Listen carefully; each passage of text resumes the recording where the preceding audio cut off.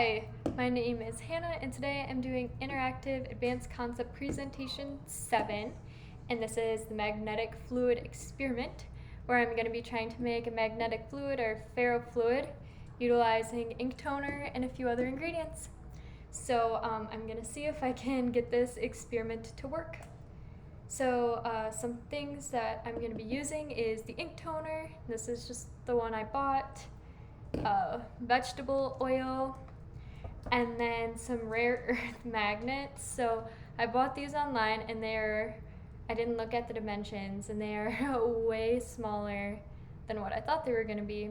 So we'll try them, we'll see what happens, but yeah. So the first thing I'm going to do is I'm going to put some ink toner into a glass here, and I'm going to do about 50 mils. Just going to eyeball it. So I'm just got it here.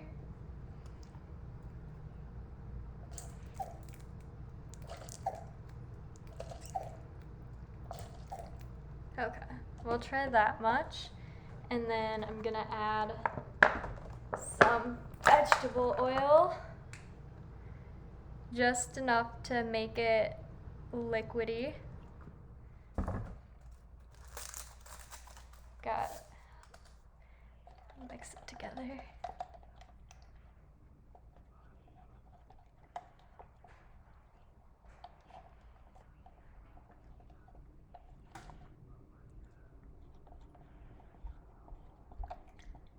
So that looks pretty good.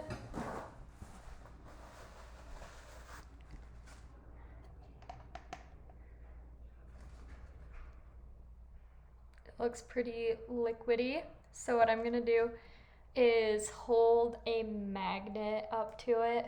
I'm going to try one magnet first, but I'm very doubtful that this is really going to do anything.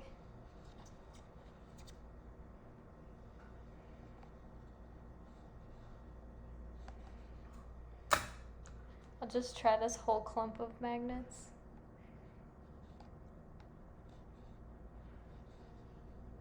I'm not seeing anything happening. What should happen is like spikes or like needles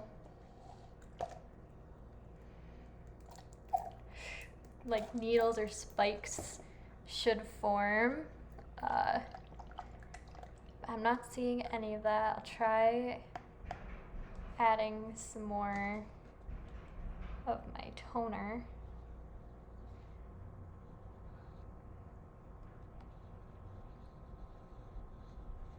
Yeah, so nothing's really happening.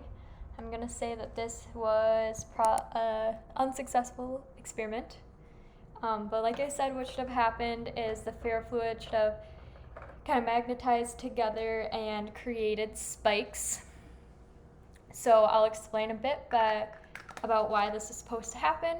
But the toner is made of nanoscale magnetic particles, or iron oxide, that are attracted to a magnet. The particles have to be very small, so they're able to be distributed evenly throughout the fluid.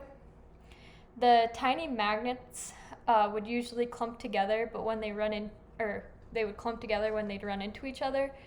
But in this case, they do not, because of the increased surface area of the fluid.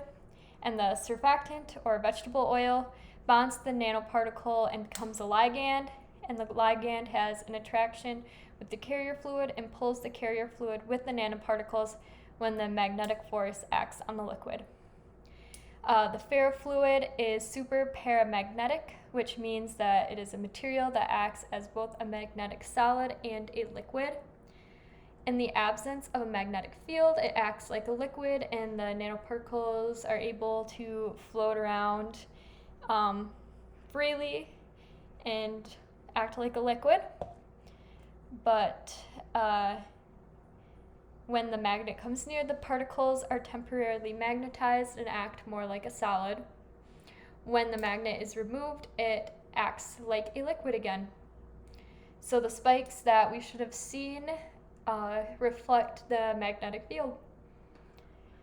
Ferrofluid has lots of uses. A very common use is in computer hard drives. It is also used in rotary seals and rotating shaft motors, loudspeakers, and is sometimes used as a contrast agent in MRI imaging.